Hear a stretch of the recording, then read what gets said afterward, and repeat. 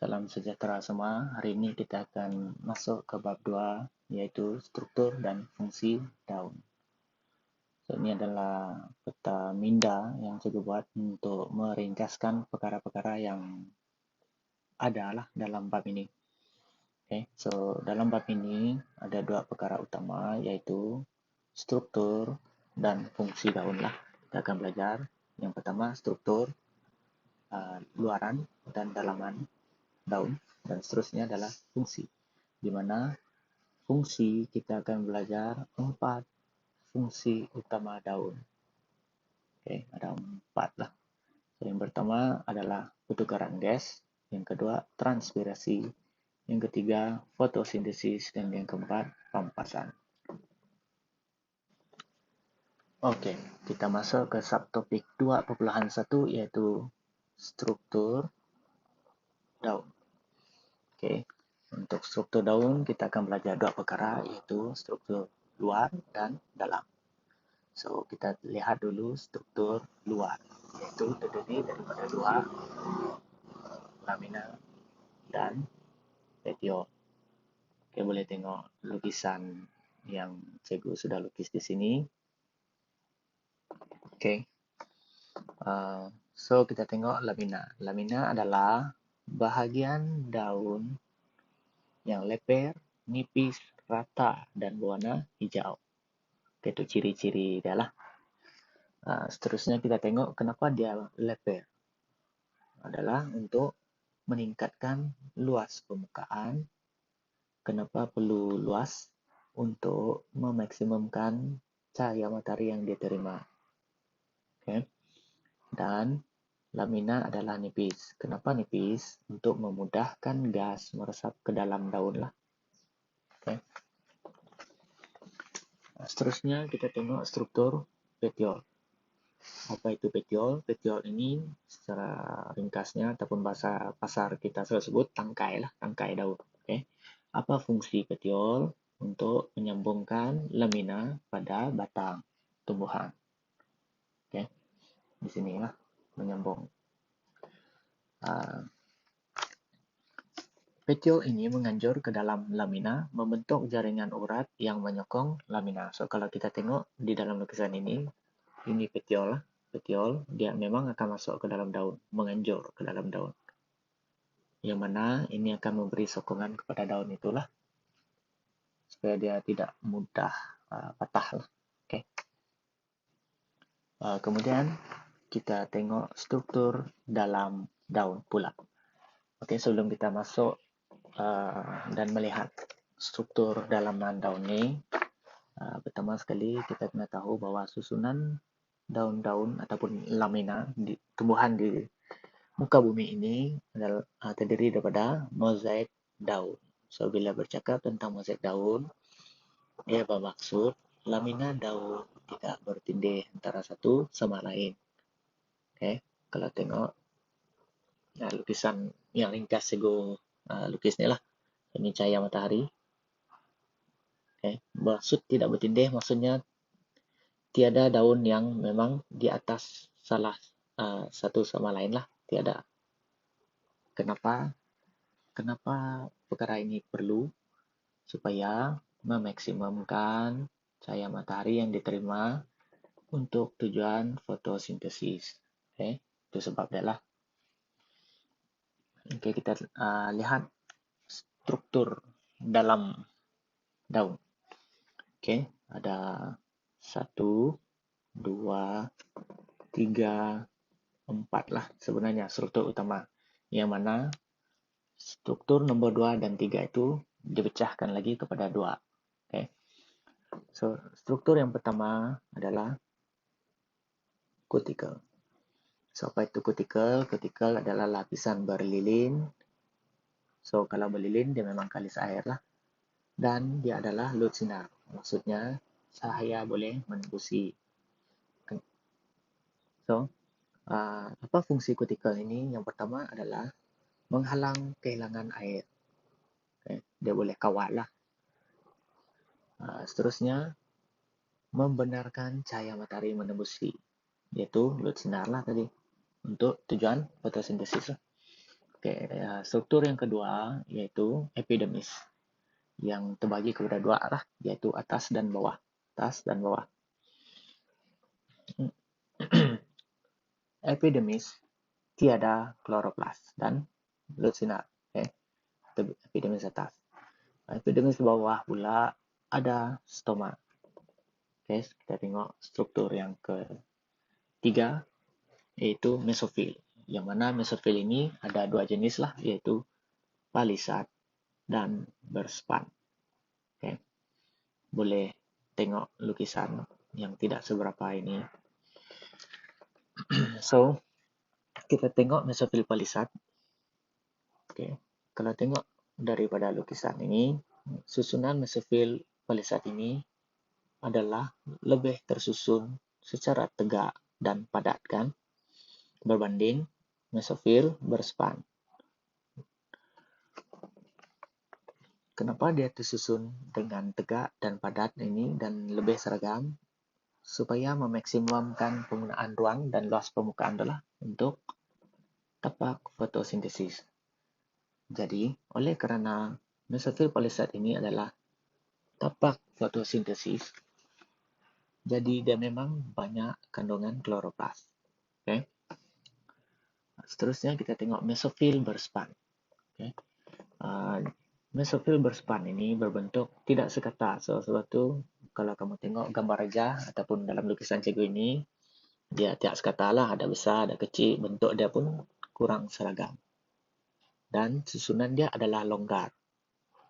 Longgar maksudnya di sini kita boleh tengok banyak ruangan udara lah. Contohnya macam ini. Di antara sel-sel ini banyak ruangan udara. So, kenapa perlu banyak ruangan udara? Ini untuk menambah ataupun meningkatkan luas permukaan untuk pertukaran gas. Okay. Seterusnya adalah struktur yang keempat, yaitu berkas vaskular. Berkas vaskular ini sudah kita lihat di bab 1 lah. Ya. Terdiri daripada dua, yaitu xylem dan phloem. So, xylem berdinding lignin dan tebal. Disebabkan tebal, dia boleh memberi sokongan mekanikal kepada tumbuhan. Okay, maksudnya dia akan lebih teguh, dia lebih keras lah, tidak mudah patah.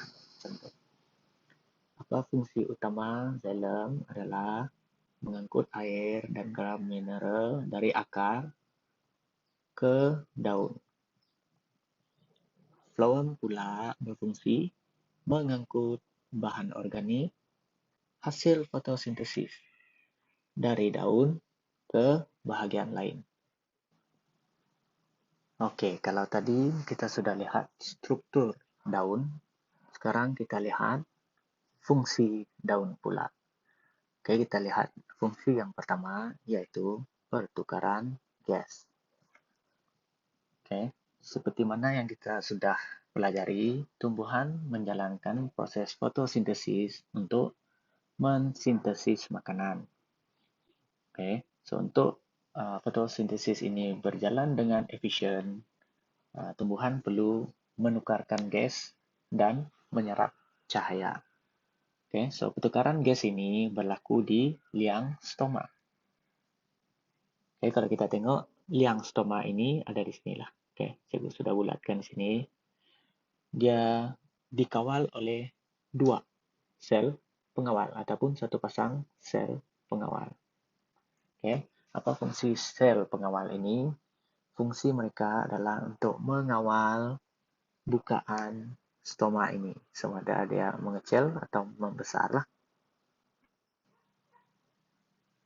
Oke, so di dalam pertukaran gas ini, perkara yang perlu kamu kuasai adalah pembukaan dan penutupan stoma, di mana ada dua mekanisme, yaitu mekanisme pertama melibatkan ion kalium, manakala mekanisme kedua melibatkan sukrosa. Oke, kita lihat mekanisme pertama, yaitu yang melibatkan ion kalium. Okay. pada asalnya, dalam keadaan asalnya lebih kurang macam inilah keadaan kita punya sel, bukan kita punya lah, tumbuhan punya sel pengawal, yaitu di mana ion kalium banyak di luar. Okay. Seterusnya, sebelum cikgu terangkan ini, kita ulang kaji sedikit dahulu berkenaan resapan pembentuk. Okay. So, untuk pengetahuan kamu, untuk ulang kaji, bahan yang tidak larut dalam bentuk seperti ion. So, ion tadi itulah, ya, tidak dapat bergerak melintasi dua lapisan fosfolipid. Bahan-bahan ini bergerak melintasi membran dengan bantuan protein pengangkut. Oke, ini dipanggil resapan berbantu, tidak memerlukan tenaga sebab dia menuruni keturunan kepekatan. Okay. So, kita lihat semula dalam gambar ini. Kalau kita lihat di sini, ion kalium banyak di luar kan. So, dia akan menuruni keturunan kepekatan. Maksudnya dia akan pergi ke tempat yang kurang kalium, yaitu di dalam sel pengawal. Sebab itu dia akan bergerak masuk ke dalam sel pengawal. Ya. So, bila ion kalium ini tadi masuk ke dalam sel pengawal, keupayaan larutan sel pengawal meningkat. So, dalam masa yang sama, bila keupayaan larutan sel meningkat, keupayaan air sel pengawal akan turun. Di mana ini bermaksud tekanan osmosis pun turun. Dalam bahasa pasarnya, persentage kandungan air di dalam sel pengawal adalah lebih sedikit berbanding percentage ataupun kandungan molekul air di luar.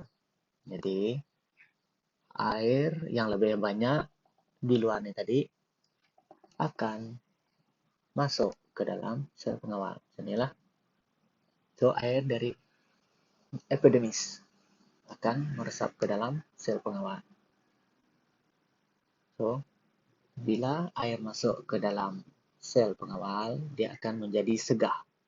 Dia akan menjadi lebih gebu lah. Okay. So, bila dia gebu ataupun segah, dia akan melengkung keluar dan stoma terbuka. Seterusnya, kita lihat mekanisme kedua, yaitu melibatkan sukrosa. Oke, kalau untuk mekanisme sukrosa ini, dia melibatkan proses fotosintesis lah. So, di mana yang kamu sudah pelajari, fotosintesis adalah proses menghasilkan makanan lah dalam tumbuhan. So, makanan yang dihasilkan ini dalam bentuk gula, yaitu contohnya sukrosa. Okay. Jadi, bila berlaku fotosintesis, tumbuhan akan menghasilkan sukrosa. Okay. So, dia akan menghasilkan sukrosa lah. Ditunjukkan dengan titik-titik kuning yang cikgu lukis ini. So, bila kepekatan sukrosa dalam sel meningkat, dalam sel pengawal, bermaksud keupayaan larutan sel pengawal meningkat. Sama seperti kalium tadilah. Okay. Bila kepekatan sukrosa sel meningkat, keupayaan air sel pengawal akan turun. Bermaksud tekanan osmosis pun akan turun. So, bila ini berlaku, air dari luar sel pengawal akan masuk ke dalam sel pengawal. Okay. Seterusnya, perkara sama juga, sel pengawal menjadi segah atau gebu dan melengkung keluar, dan stoma terbuka. Okay. Kalau kita tengok konsep dua-dua ini, mekanisme ini adalah sama saja. Cuma yang berbeza adalah yang pertama melibatkan kalium, yang kedua melibatkan sukrosa. Sama saja. Okay.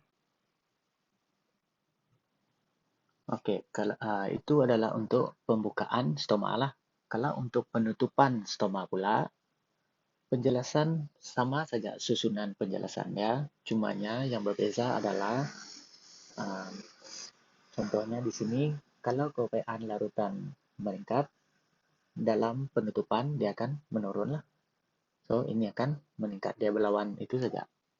Oke, so kamu cuma boleh tips dia kamu kuasai pembukaan saja lah. So proses penutupan akan berlawanan dengan proses pembukaan.